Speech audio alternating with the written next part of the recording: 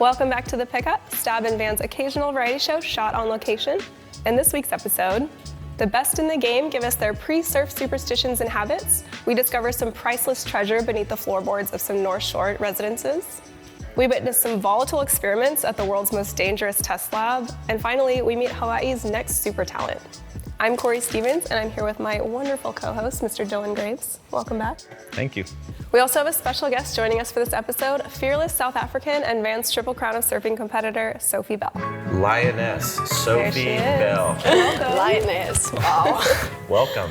Thank you for having me. Yeah, how have your last few weeks on the North Shore been? Last few weeks have been, I don't know, it's been so good. It's like weird, I don't know, like I feel like there's been like two different stages. Storms when like you don't surf, so like you do other stuff, and now it's like so much surfing. Like when everybody went home, the waves just got so good. It's like, whoa, no more Mai Tais. It's just surfing. And this is your first time on the North Shore? First time ever. I didn't even think I'd ever come here, but well, I thought that maybe I would. I just didn't know how, but yeah, it's been crazy. What's been like the most surprising thing? Most surprising, just how hard the waves are. Like you see clips and you're like, whoa, it's so good, but it's actually so hard, like in real life. And you got the Triple Crown coming up? How are you feeling about that? Started today, it just like came. I was like, whoa, that time's going so fast. You know, it like kind of was so slow, and I was just like, whoa, trip's nearly done. You got some salt water in your nostrils from the last few days? I'm literally clogged up as I speak. If you're surviving, cleanup sets at Pipe, that's bound to happen. Trying to survive, yeah. Tell us about what happened yesterday. Yesterday, I mean, I just got to the beach and then it was pretty big, and I was like, oh, I have to surf somewhere. I don't know, we just paddled out. It was fun. Like I didn't get any barrels, obviously. It's so hard. And this was at Pipe? Pipe, yeah. Was that the biggest you'd surfed it? Probably, yeah. It was just like messy and big. On a day like that, just being there is definitely an achievement. So that's gonna give you confidence for the rest of the Triple Crown window, I'm sure. I'll try my best to get away with Pipe. What's your favorite wave of all the Triple Crown waves? I just wish Off the Wall was on the Triple Crown. No, I'm joking. You could, no one will know. They could be our little secret that your waves are submitted from Off the Wall. No, I can't lie. I'm sure it's been done. Just zoom in. Just zoom in. How could you tell? Just say Dylan told you to do it, it'll be fine. Yeah. There's a lot to look forward to and even more to talk about in this week's episode, but first, let's catch up on some news. The sponsorship shakeups of 2022 have continued into the new year, kicking off with multiple newly inked contracts that went into effect when the clock struck 12 on January 1st. A few notable nose jobs include that of Jack Robinson, who made the beverage switch to Red Bull, Imai Kalani Duval, who went to Channel Islands, and the entire Volcom team, who picked up a non-endemic sponsor in Gillette. We're also keeping our eye on the pointy end of Griffin Colapinto and Connor Coffin's boards for possible redecoration in the near future. TMZ's got to be having a heyday with all this. What's TMZ? So if you guys could pick like the perfect dream pairing of surfer and brand, doesn't have to have anything to do with surfing, who would you pick?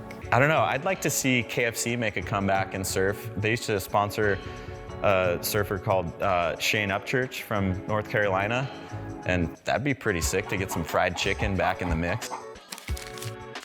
Prior to winning the recent Vans Pipe Masters, Balaram Stack made an agreement with fellow New Yorker Thor Larson, stipulating that if Ball were to ever win the historic event, Larson would lose his locks. That's sick. Friends and fellow Volcom stoners followed suit in solidarity. Stoners. Stoners. Oh, this thing, I got buzzed. Nah, we had a deal. The bet was that if he ever won out here at Pipe, I'd have to buzz my hair. And then this year he won.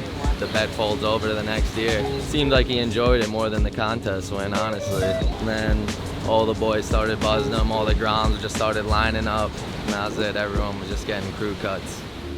It wouldn't take much for you to shave your head, or would it? No, I'd definitely shave it if I won the Pipe Masters. That's it, that's all it would take. I mean, not that that's all it would take. I'd shave it for the Triple Crown too. Yeah, okay, right on. What do you think, Sophie? I think it looks pretty cool. Would you ever think about it? Never. I would literally look like my dad. I would never do that ever. I'd probably shave it for the Pipe Masters, but definitely not for anything else. Okay, that's fair. Australian air guy Reef Hazelwood recently teamed up with Maui local Tori Meister for his first experience at Jaws, taking his above-the-lip expertise to a wave not typically known for its aerial opportunities.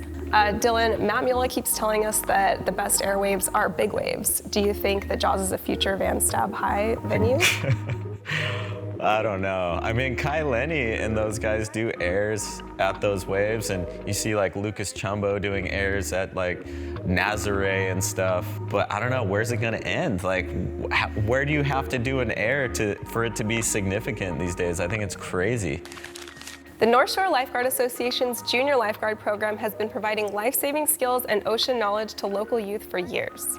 Graduates like John Florence, Betty Lou Sakura Johnson, Baron Mamiya, Moana Jones-Wong, and many more have benefited from the program, and because it's offered for free, fundraising is needed to keep it going.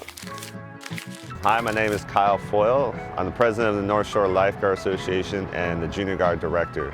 Junior Guards is extremely important, especially to the keikis of Hawaii. We do 2 programs. We do an 8 to 11-year-old at Waimea Bay, and then we do 3 weeks of the older kids at Ehukai Beach Park. The core of the Junior Lifeguard program is the run and swim. So it's usually a run down to a certain distance, depending on the age of the group, run back, swim around a buoy, just getting them comfortable, pushing themselves cardiovascularly on the sand and in the water. Also awareness of not getting themselves in trouble as far as rips, currents, high surf. The parents were coming up to me, mind-boggled how strong their kids are and how capable they are. The kid I see on Monday, night and day difference from the kid I see on Fridays. It is expensive to run it, you know, from wages to our instructors, to permitting, to equipment as far as trailer, boards, rescue tube, fins, masts, tents. And your donation is all tax deductible. We are a non-profit, so your money will be going to a good cause, and it goes strictly to all our kids. For more information and to see how you can donate, you can visit our website, northshorelifeguards.org, or our Instagram, North Shore Lifeguard Association. There you can find a link to our GoFundMe or information more on our Junior Lifeguard program and how we help our community here in the North Shore. We appreciate your guys' support. Aloha. From unwashed wardrobes to repetitive routines that toe the obsessive-compulsive line, we wanted to know how a handful of surfers prepare themselves pre-surf. After all, it's only weird if it doesn't work.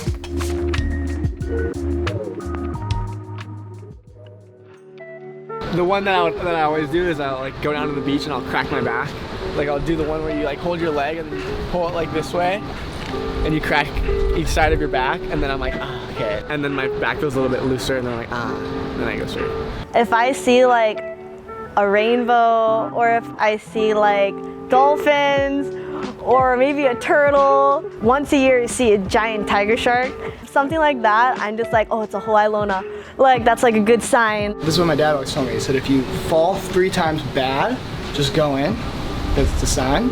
But then there's been sessions where I'll fall twice, go back out for a 3rd one, and 3rd one's insane. I gotta have my hair up. I hate having my hair down. Most of this past year on the Challenger Series, I was listening to Madonna. I didn't even know I liked Madonna until this year.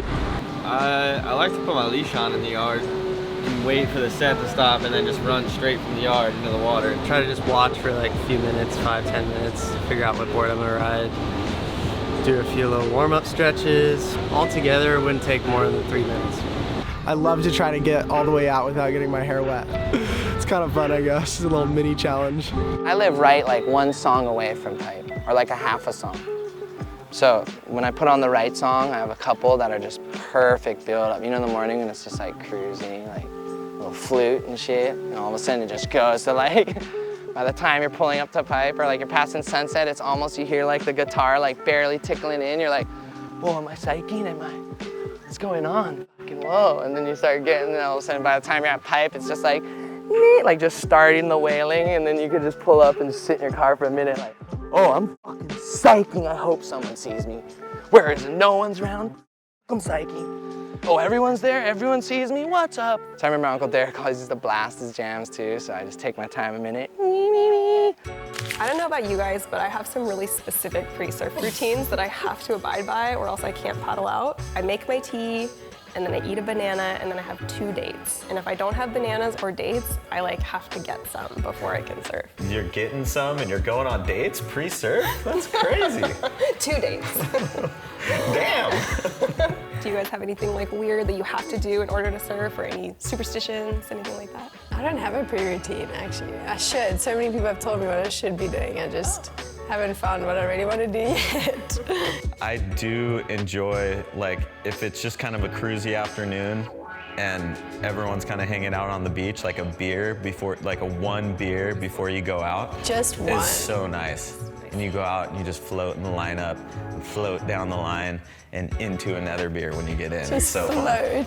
I like that. Sounds nice. We'd love to know your ritualistic or pseudo-religious surfing behaviors, so tell us in the comment section below. Sophie, thank you so much for joining us. We're really looking forward to watching you in the Vans Triple Crown of Surfing. Thank you for having me. That was fun. Thank you. That's super interesting. I actually borrowed my pre-surf ritual from Kelly. Every time before I paddle out, I find the best surfer on the beach, give them a little hug, and tell them I love them. Which reminds me, the digital Vans Triple Crown period is officially underway. This year, we have 84 surfers who will be vying for over $100K in cash and prizes, including $50K for each of our male and female Vans Triple Crown champions. That's a lot of acai bowls. Surfers have from January 3rd to 23rd to get their 2 best waves at Haleiwa, Sunset, and Pipeline, and then upload them to Vans.TripleCrownOfSurfing.com. What's it gonna take to win this thing? Well, we're in Hawaii, so commitment is gonna go a long way. The judges wanna see surfers attack huge sections, but style also counts. Creative self-expression will certainly be rewarded, as will impersonating world champs. But at the end of the day, we all know what a 30 out of 30 looks like. Joey, make it. Drew, please make it. Joey, please. Joey. Go! Joey! After seeing Eddie Rothman get super tech on his single fin, Vans has decided to reinstate the progressive craft rule in 2023. This means that one of a surfer's 6 counting waves must be ridden on a non-conventional surfboard, at least by modern Hawaiian standards. So leave your 6'4" Takoros at home and pack a backdoor bomb on whatever Tosh Tudor has in his garage. Speaking of alt boards, did you guys see who's in Hawaii? Don't worry, competitors. Mick Fanning missed the Vans Triple Crown sign-up window, as did our 2-time defending champion, John Florence. Which begs the question, who's gonna win this thing in 2023?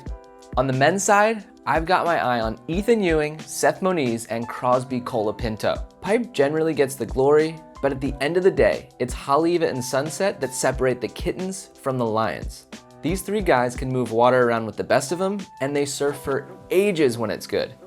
On the women's side, I'm liking Betty Lou Sakura Johnson, Brisa Hennessy, and our 2-time defending champion, Carissa Moore, who decided to sign up at the last minute. These are 3 women that can handle the Hawaiian power and aren't afraid to navigate a shallow backdoor tube. The only question is, will the claws come out?